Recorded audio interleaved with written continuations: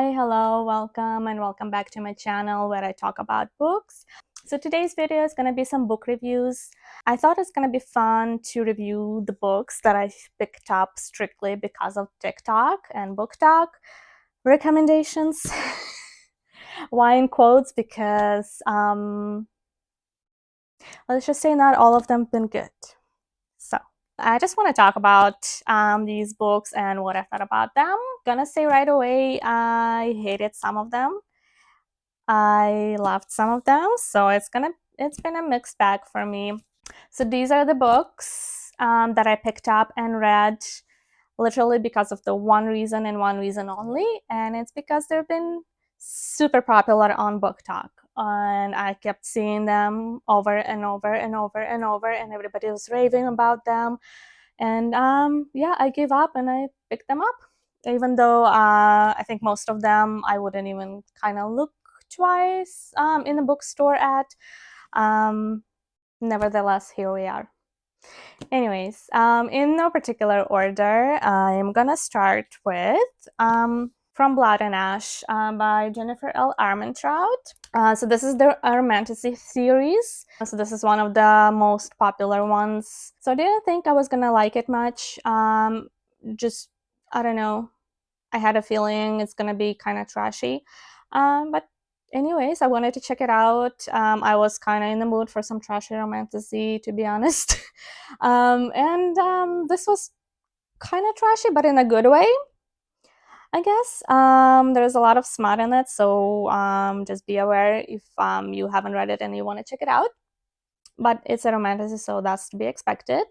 In this one, we follow Poppy. From her birth, she was told that she is chosen to be this maiden, that she has a duty to fulfill, and it is a kind of solitary life. Nobody can touch her. She even covers her face all the time.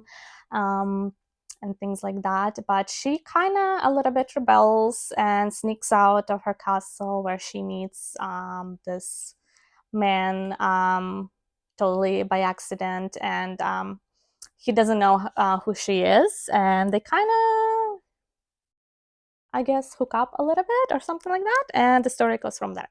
There's more to the story than like the romance, but the romance is obviously the prevalent in this.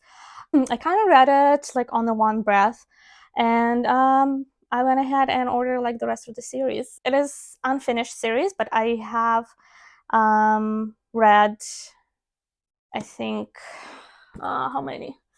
One, two, three, four. So I read four books that have been out, and I think the fifth one is like kind of like a retelling from the main male interest. Like, I don't want to I'm trying not to spoil other things, and we kind of look at the events from this four books from like his perspective, and I've read that like it doesn't really add anything to the story, and it's like kind of like the same events, but like he's just like retelling it, and like I don't think I want to spend time like reading that. But I think the next book is coming out also, that like continues the story. I don't know if I'm gonna be reading it. I think these four books, they're good like as a completed story, to be honest, and I don't even like know, we're just going like more and more, like she keeps ramping up the powerfulness of Poppy, so she just keeps getting more and more and more powerful, and just, I don't know, calm it down a little bit. Anyways, but I think overall it's been a good series. I don't know if I'm gonna like continue, or am I like a little bit tired of them now, but I think like solid 4 stars. Some were better than the others. Let's just say that. I got really annoyed with the with one of them. I think like it was just like, I don't know what happened there, but it just wasn't written well, and the dialogue and just the prose, I could not handle it. It was so kind of like childish and like modern teenage speak, and so like pretentious, not pretentious, like cringy.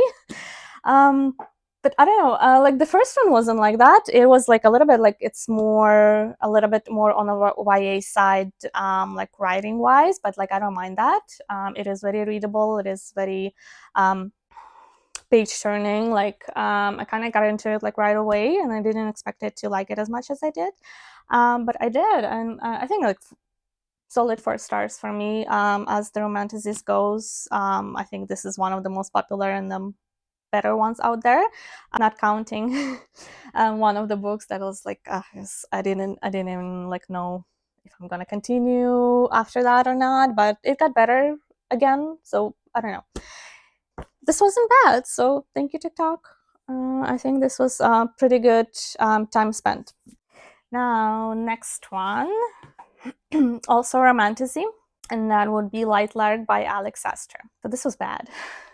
I had high hopes because it started out pretty interesting. The world building kind of started out very promising, and I kept like waiting. When is it gonna expand? When is it gonna explain stuff? But it kind of didn't, and like a lot of things were confusing, and it felt like she just threw a bunch of things, see what sticks, but she didn't think it through. And just like it just became a whole mess. I did guess some twists and turns. So if you don't know, in Lightlark, it's just like amalgamation of popular tropes. We have like a competition that wasn't really like, it says it's deadly, but it's barely a competition. It's like some riddles or whatever. We have several kingdoms that every 100 years they come to this island, and the royal and the kings and queens come here and compete and try to lift this curse that has been fallen on their kingdoms. I feel like I'm not really explaining it well, but it's because it's just not really not that clear. But anyways, I really wanted to like it, but I just kind of hated it because I was frustrated throughout the whole book. None of the characters are particularly interesting. I thought the premise, like with the protagonist, was pretty good because she's like, she's actually like powerless. Like she's not like special in that way, but she's special in the other way, and she's hiding that she like doesn't really have the powers, or like she doesn't like her people. Also, like it's well known that like they eat hearts. They have to eat hearts. Again, not explained why or how does that work, where do they get those hearts, like nothing. It's just said that her people like have to have like a heart a month or something, and since she is not afflicted by this curse, she does not eat. She would have to like kind of hide and pretend that like she ate it and whatever. So I thought it has so much potential. Like it was good ideas, but she had these ideas but didn't think it through, and like and it shows in the book. I think I gave it like 1 star, which is rare for me.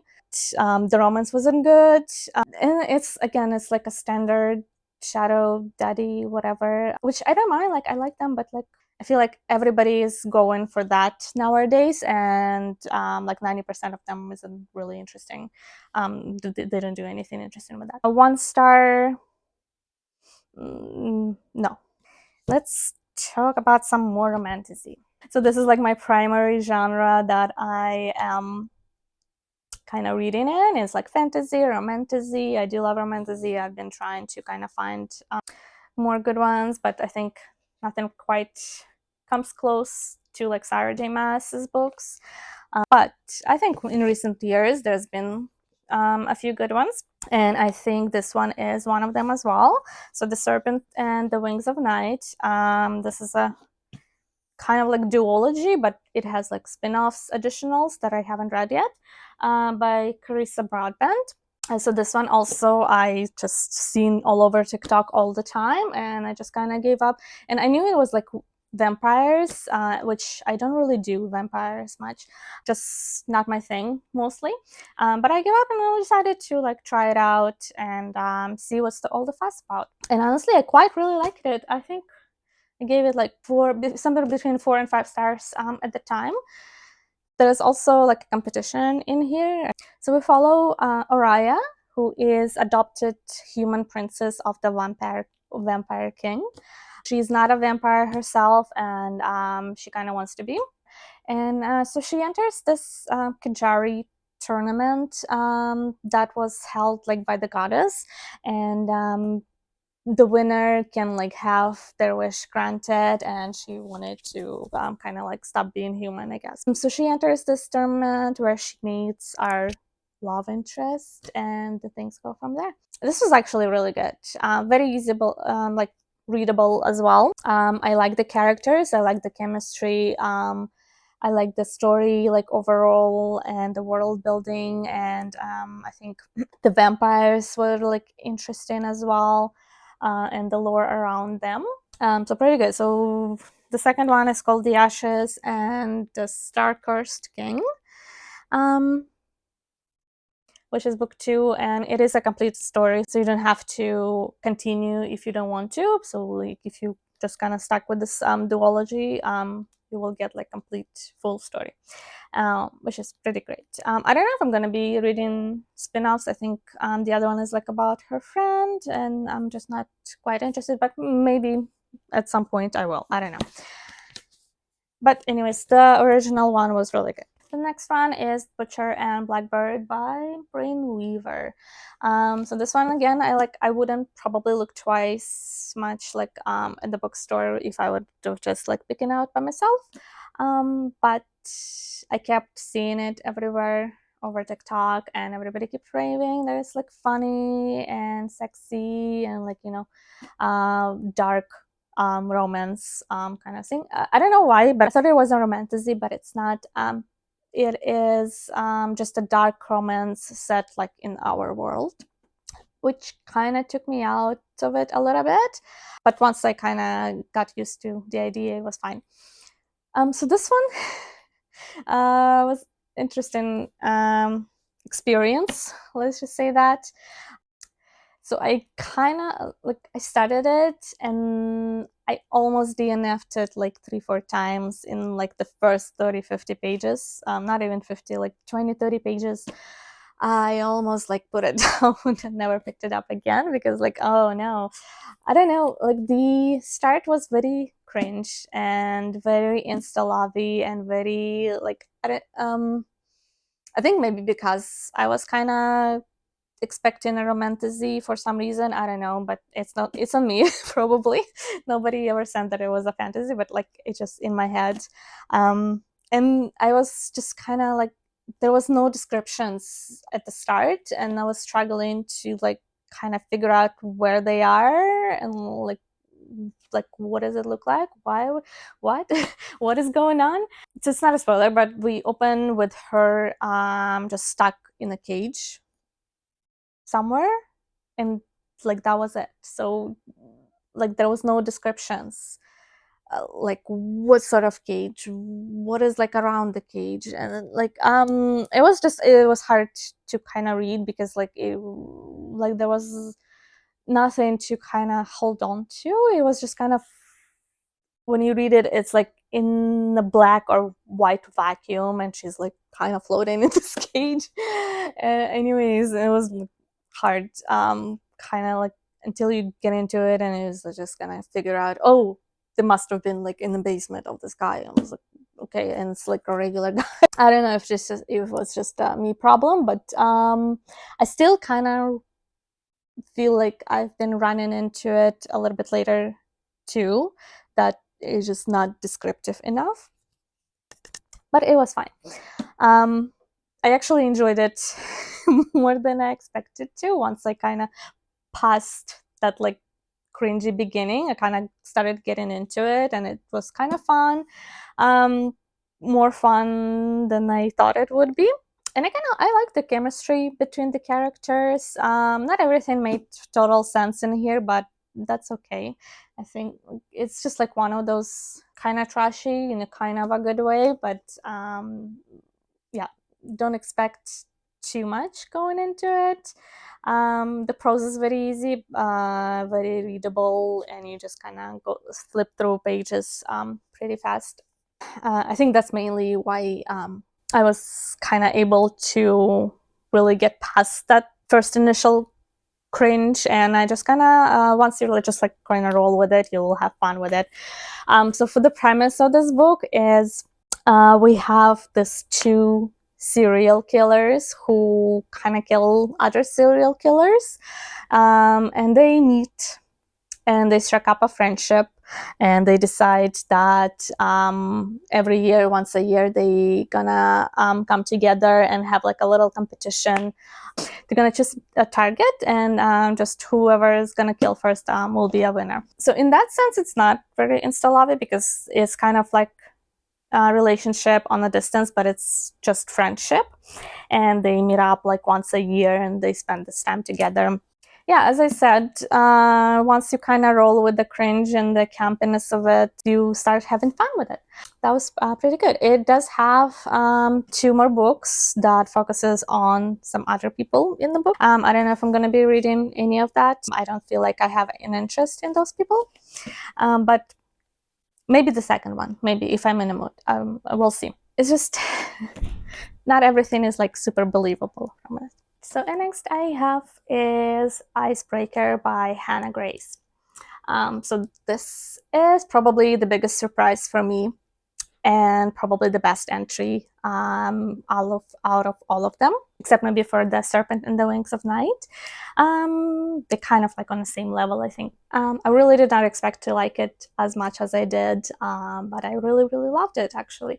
I was expecting a lot of cringy smut and not much else, to be honest, from all the reviews that I've heard. But everybody's been raving how good this book is, and I gave up and I like picked it up, mostly because I found this free edition on the book outlet for like half the price or something. I think it was like $16-17, and I thought, why not? Well, since I got this edition on the sale, let's check it out. And I kind of just got into it, and I again read it on the same breath. I like the characters, I like the chemistry between the main couple. I liked everything that like was going on around the romance. So it's not just the romance itself. There was some interesting themes discussed, mental health and therapy, and like healthy communication in the couple, and parental expectations, and all the things like that, abusive relationships, which I think most of it was handled pretty well.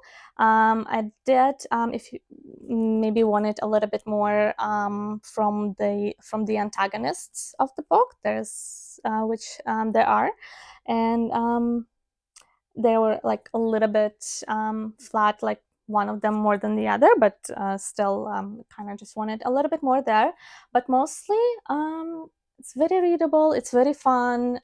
Even like the sex scenes and the smut was actually much better than I expected, and I actually enjoyed it. And so the plot of this book follows Anastasia, who is a figure skater in college, on a sports scholarship, and we follow Nate, who is a captain of the hockey team, who is also in sports scholarship, I think, or maybe not. Actually, his family is rich, so maybe he's not. I can't quite remember, but I don't think it's mentioned or anything. But anyways, they're trying to build their sports careers, and due to some prank, they are forced to share the ice rink, between the hockey teams and the figure skating teams and pairs. And Anastasia does not like that. Because she's very driven, very goal-oriented. Again, there's the parental expectations that and her own expectations that she puts on herself. She's very organized in that way, and very hardworking. She's a pair figure skater, so she has a partner that she's been skating with for like 3 years or so. And they struck up this kind of like frenemy situation that turns into lovers, obviously. And again, I thought this was pretty good. I liked also all the secondary characters were very interesting and fun, and I like the main couple. But again, like probably the biggest surprise of the year for me because I really did not expect to love it at all. And the last one and the least, it would be Haunting Adeline by, oh my gosh, who wrote it? So I don't have a physical copy, so I'll put it on the screen over here. I read it as a ebook on my Kindle because I didn't want to pay full price for that. But the story with that is I kept seeing it all over my BookTok page. And I was like at the time kind of in the mood to read something dark, dark romance. Like I don't mind all the like twisted and like dark themes and kind of like fucked up romance. Sometimes I even like it, like, but it should, like, as long as it's done well. And everybody was raving about that book, so like I thought it's gonna be something great and dark and gritty, and I was like really in the mood for something like that. And I just went ahead and bought like a e-copy for my Kindle. It's not good, guys. I don't know why everybody's raving. This book was bad. Like, objectively bad. The writing was horrible. The story was just cringe all over. The romance, like, whatever, fine, I guess. I'm not even talking about like all the kinks and like sex scenes and the gun scene. Like, if you know, if you read it, you know what I'm talking about. But which, honestly, I don't know why that was in there. It wasn't handled well. But like, I'm not even talking about that. Like, that all is fine. Like, you do you, kinks, whatever. This is kind of like what I wanted to read at the time, like something twisted and dark. And I knew going in that it was like a stalker romance, which was like fine with me. Again, I was in the mood for something like that. The plot was neither here nor there. Like, why did we have this whole subplot with her grandmother and like her investigating her grandmother's death? I thought something interesting would come out of there, but no, it's just being parallel to her own situation, I guess, and trying to like mirror it and see like, hey, grandma had a stalker too, and like she kind of was in love with him, or like whatever. Everything was so on the surface unbelievable, cringy, is like just fever dream, and trying to make the guy, the main guy, what is it, Zaid, Zane, I don't, whatever his name is. It's been a while since I read it. I'm not going to be reading the second book, so don't even ask me. So he's this tech millionaire genius guy who like rescues sex trafficked girls and women and kills like pedophiles and whatever, which on paper all well and good, but it just does not work in the book for his character, especially since like I don't know, it just like, what, no, it just doesn't work. There was particularly one scene like by the end of the book, I don't know if, spoiler or not, but there's just like randomly shows up little girl, whatever, who also like kills some guys, and she just like disappears.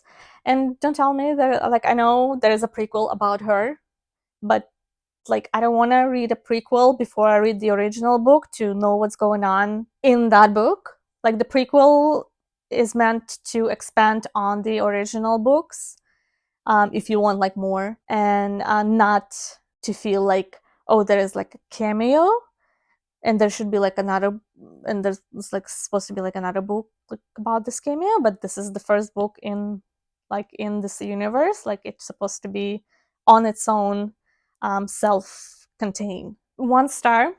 I really, really hated it. I don't know how I finished it, why I even finished it, but I kept hoping that it's gonna get better, but well, it didn't. And yeah, here we are. Anyways, that is all the books I have for you today. As you can see, this was a very mixed bag for me. And like, I don't know how to trust BookTok anymore. because actually the Haunting Adeline was the first book that I kind of got strictly because of the TikTok, and it put me off for a while until I actually like decided to try again, and I found some not so bad ones and some pretty good ones actually. So not all is that bad, but I am careful nowadays with what kind of recommendations I do take from BookTok. And yeah, just hunt another line. That one kind of messed me up big time, and like I didn't trust BookTok for a while. I hope you liked this video. I hope it was helpful. Let me know if you read any of those books and what you thought about them in the comments. And please hit the like and subscribe button down below. I will really appreciate it. It will help my channel grow and expand. And hopefully I will be able to put out more videos for you. Thank you so much. I will see you next time. Mwah.